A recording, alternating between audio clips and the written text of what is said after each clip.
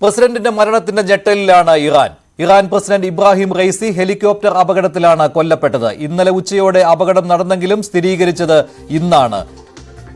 പ്രസിഡന്റിനെയും വിദേശകാര്യമന്ത്രിയെയും കണ്ടെത്തുവാനുള്ള ശ്രമം പരാജയപ്പെട്ടിരുന്നു. വിദേശമന്ത്രി ഹൊസൈൻ അമീർ അബ്ദുല്ലാഹിയാൻ അടക്കം 9 പേരാണ് കൊല്ലപ്പെട്ടത്. ഇന്നലെ ഉച്ചയ്ക്ക് അസർബൈജാൻ അതിർത്തിയിലായിരുന്നു ഈ അപകടം. മലനിരകളിൽ തട്ടി ഹെലികോപ്റ്റർ തകരുകയായിരുന്നു. ഇന്ന് രാവിലെയാണ് ഇറാൻ ഔദ്യോഗികമായി മരണവിവരം സ്ഥിരീകരിച്ചത്. ഇന്ത്യ അടക്കമുള്ള ലോകരാജ്യങ്ങൾ റൈസിയുടെ മരണത്തിൽ അനുശോചനം അറിയിച്ചിട്ടുണ്ട്. കൂടുതൽ വിവരങ്ങളുമായി രഞ്ജിത്ത് രാമചന്ദ്രൻ ചേരുകയാണ് ന്യൂസ് ഡെസ്കിൽ നിന്ന്. രഞ്ജിത്ത്, അപകടം നടന്ന് മണിക്കൂറുകൾ കഴിഞ്ഞതിന് ശേഷമാണ് മരണം ഔദ്യോഗികമായിട്ട് സ്ഥിരീകരിച്ചത്. എന്താണ് ഇറാൻ ഔദ്യോഗികമായി അറിയിച്ചിട്ടുള്ളത്? ദൃശ്യങ്ങളിൽ കാണുന്നത് ഇറാൻ പ്രസിഡന്റിന്റെ കസേരയിൽ കറുത്ത തുണി ഇട്ടിരിക്കുന്നതും സമീപത്ത് തന്നെ ഫോട്ടോ വെച്ചിരിക്കുന്നതുമായിരുന്നു. ഇതാണ് ഔദ്യോഗികമായുള്ള സ്ഥിരീകരണം എന്ന രീതിയിൽ തന്നെയാണ് റിപ്പോർട്ടുകൾ വന്നിരുന്നതും.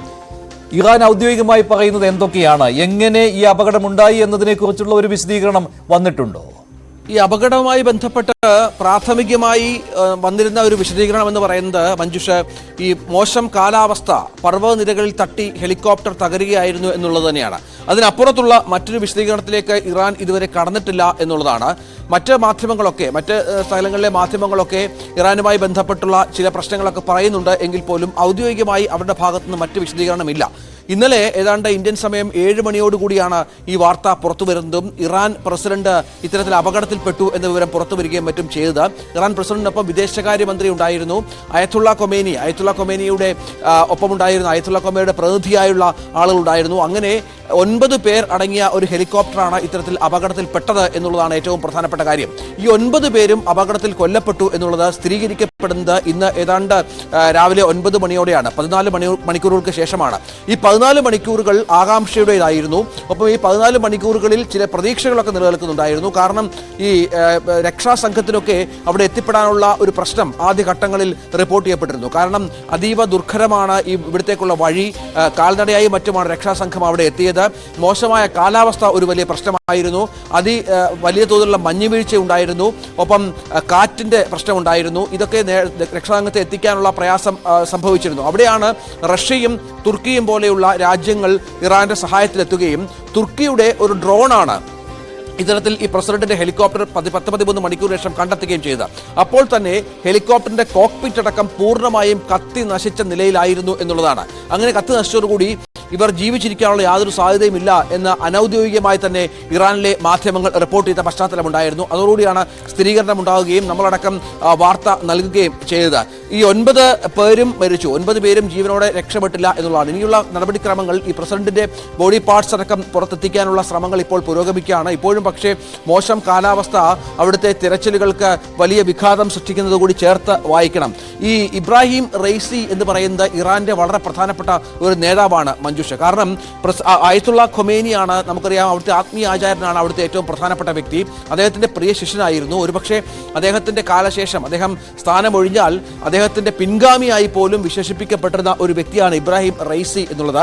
ഇപ്പോൾ ലഭിക്കുന്ന വിവരം ഫസ്റ്റ് വൈസ് പ്രസിഡന്റ്, അവിടുത്തെ ഒരു ഭരണഘടന അനുസരിച്ചുള്ള ഫസ്റ്റ് വൈസ് പ്രസിഡന്റ് മുഹമ്മദ് മുഖാബൾ അവിടുത്തെ പ്രസിഡന്റായി ചുമതല ഏറ്റു എന്നുള്ളതാണ്. പ്രസിഡന്റ് ഭരിച്ചാൽ ഇറാനിലെ നടപടിക്രമങ്ങൾ വളരെ പ്രധാനമാണ്. കാരണം 50 ദിവസത്തിനകം പുതിയ പ്രസിഡന്റിനെ നിയമിക്കണം. പ്രസിഡന്റ് ഭരിക്കുകയോ ഭരണകാര്യങ്ങളിൽ ഇടപെടാൻ സാധിക്കാത്ത വിധമോ അസുഖബാധിതനാകുകയോ മറ്റും ചെയ്താൽ 50 ദിവസത്തിനകം പുതിയ പ്രസിഡന്റിനെ നിയമിക്കണം. അതിനുള്ള തെരഞ്ഞെടുപ്പ് നടക്കണം എന്ന നടപടിക്രമമുള്ള രാജ്യം കൂടിയാണ് ഇറാന്. ഏതായാലും ഇബ്രാഹിം റൈസിയെ പോലെ വളരെ പ്രധാനപ്പെട്ട ഒരു നേതാവിന്റെ നഷ്ടം നികത്താനാവുന്നതല്ല. നേരത്തെ മഞ്ജുഷ പറഞ്ഞതുപോലെ ഇതുമായി ബന്ധപ്പെട്ട അന്വേഷണം, മറ്റെന്തെങ്കിലും കാരണങ്ങൾ ഇതിന് അപകടത്തിന് പിന്നിലുണ്ടോ എന്നടക്കമുള്ള കാര്യങ്ങളിൽ അന്വേഷണം വേണ്ടിവരും. അത് ഇറാൻ ഏതാനും മണിക്കൂറുകൾക്കുള്ളിൽ പ്രഖ്യാപിക്കും എന്നും കരുതാം. ഇറാനിൽ ഇപ്പോൾ അതിനിർണായകമായ ചില സംഭവ വികാസങ്ങൾ ഉണ്ടാകുന്ന ഒരു സമയം കൂടിയാണ്. ഇസ്രായേൽ പലസ്തീൻ സംഘർഷത്തിന്റെ പശ്ചാത്തലം ഉണ്ട്. പ്രസിഡന്റ് എടുക്കുന്ന ഓരോ തീരുമാനവും നിർണായകമാകുന്ന സമയമാണ്. അത് കണ്ടറിഞ്ഞുകൂടിയാണല്ലോ പരമോന്നത നേതാവായ അയത്തുള്ള ഖമേനി ഇങ്ങനെ ഒരു അപകടം സംഭവിച്ചതിന് ശേഷം ഭരണപരമായ ഒരു പ്രതിസന്ധിയും ഉണ്ടാവുകയില്ല എന്ന ആഹ്വാനം നടത്തിയത്. എന്തിന്റെയൊക്കെ സൂചനകളാണ് ഇത് നൽകുന്നത്? ഇറാൻ കടന്നു പോകുന്നത് ഒരു പ്രതിസന്ധിയുടെ ഘട്ടത്തിൽ കൂടിയാണ് എന്നും കരുതാവുന്നതല്ലേ? തീർച്ചയായും ഈ ഇബ്രാഹിം റൈസി എന്നുള്ളത് നമുക്കറിയാം, ഈ മാറിയ ലോകക്രമത്തിൽ ഏതാണ്ട് ലോകത്തിൽ ഒറ്റപ്പെട്ട ഒരു രാജ്യമാണ് ഇറാൻ എന്നറിയാം. കാരണം വർഷങ്ങളായി നിരവധിയായ ഉപരോധങ്ങൾ വേട്ടയാടുന്ന ഒരു രാജ്യം കൂടിയാണ് ഇറാൻ. അതിപ്പോൾ സാമ്പത്തികമായാലും മറ്റ് ആയുധങ്ങളുമായി ബന്ധപ്പെട്ടായാലും ഈവൻ ഈ ചോപ്പറുകൾ, അതായത് ആകാശമാർഗത്തിൽ സഞ്ചരിക്കാനുള്ള അത്യാധുനിക വിമാനങ്ങളോ മറ്റൊന്നും ഇല്ലാത്ത പഴയ വിമാനങ്ങൾ ഉപയോഗിക്കേണ്ടി വരുന്ന, അതിന് വിമാനങ്ങളുടെ സാധന സാമഗ്രികൾ പോലും ലഭിക്കാത്ത തരത്തിൽ ലോകം മുറുക്കിയിരിക്കുന്ന ഒരു രാജ്യമാണ് ഇറാൻ. അത് ഈ ആണവ പരീക്ഷണമൊക്കെയായി ബന്ധപ്പെട്ടാണ് അതിനെ കൂട്ടി വായിക്കേണ്ടത്. പലതവണ ലോകരാജ്യങ്ങൾ UN അടക്കം മുന്നറിയിപ്പ് നൽകിയിട്ടും തങ്ങളുടെ നിലപാടിൽ മുന്നോട്ട് പോകുന്ന ഒരു രാജ്യം, അത് അഭിമുഖീകരിക്കുന്ന നിരവധിയായ പ്രതിസന്ധികൾ കൂടി കടന്നു പോകുന്ന ഒരു രാജ്യമാണ് ഇറാൻ. ഈ പ്രതിസന്ധികളൊക്കെ അതിജീവിച്ച് ഈ ഇബ്രാഹിം റൈസി എന്ന നേതാവിന്റെ ഒരു കരുത്തിലായിരുന്നു ആ രാജ്യം മുന്നോട്ട് പോയിക്കൊണ്ടിരുന്നത്. അതുകൊണ്ട് തന്നെയാണ് അദ്ദേഹം ചോദ്യം ചെയ്യപ്പെടാനാവാത്ത വിധത്തിൽ ഇറാനിൽ വളരുകയും അയത്തുള്ള ഖൊമൈനിയുടെ പിൻഗാമിയായി പോലും വിശേഷിപ്പിക്കപ്പെടുകയും ചെയ്തത്. കാരണം അത്രത്തോളം ജനപ്രിയനായ ഒരു നേതാവായി ഇദ്ദേഹം വിശേഷിപ്പിക്കപ്പെട്ടിരുന്നു.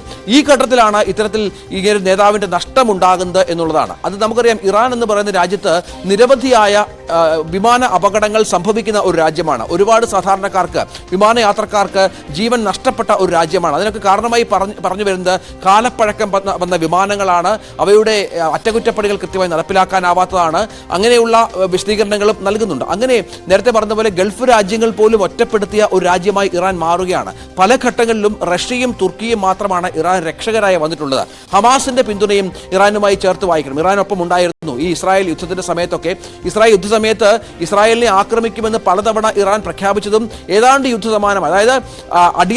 അതായത് എപ്പോഴും ഒരു യുദ്ധത്തിന്റെ മുനമ്പിൽ നിൽക്കുന്ന ഒരു രാജ്യമാണ്. കാരണം പ്രഖ്യാപിത യുദ്ധമല്ലെങ്കിൽ പോലും അപ്രഖ്യാപിതമായി പല വിധത്തിലുള്ള പോരാട്ടങ്ങളും നടക്കുന്ന ഒരു രാജ്യമാണ്, യുദ്ധങ്ങൾ നടക്കുന്ന ഒരു രാജ്യമാണ് ഇറാൻ എന്നുള്ളത് കൊണ്ട് തന്നെ ഒരു പ്രധാനപ്പെട്ട നേതാവിന്റെ വിടവ് ഇറാന് അത് അത്ര പെട്ടെന്ന് അത് പരിഹരിക്കാനാവില്ല. അതുകൊണ്ട് തന്നെയാണ് അയത്തുള്ള ഖൊമൈനിയെ പോലെ നേതാവ് ഇടപെടുകയും ഇറാന് മറ്റ് ഭരണപരമായ പ്രശ്നങ്ങളില്ലെന്നും എല്ലാ പ്രശ്നങ്ങളും പരിഹരിക്കാനുള്ള ആർജവം ഇറാനുണ്ട് എന്ന് പറയുകയും ചെയ്ത്. പക്ഷെ നമുക്കിനി കാത്തിരുന്നു കാണണം ഇതുമായി ബന്ധപ്പെട്ട് എന്തൊക്കെ കാര്യങ്ങൾ പുറത്തു വരണം എന്നുള്ളതിൽ. മഞ്ജുഷ്, ശരി രഞ്ജിത്ത്, എന്തായാലും ഈ മരണത്തിൽ ദുരൂഹത ഉണ്ടോ എന്നുള്ള കാര്യത്തിൽ യാതൊരു വിധത്തിലുള്ള ആരോപണങ്ങളോ അങ്ങനെയുള്ള വിശദീകരണങ്ങളോ ഒന്നും ഇറാൻ നൽകിയിട്ടില്ല. DNA പരിശോധനാ ഫലം കൂടി വന്നതിന് ശേഷമായിരിക്കും ഔദ്യോഗികമായിട്ട് ഓരോ കാര്യങ്ങളും സ്ഥിരീകരിക്കുക.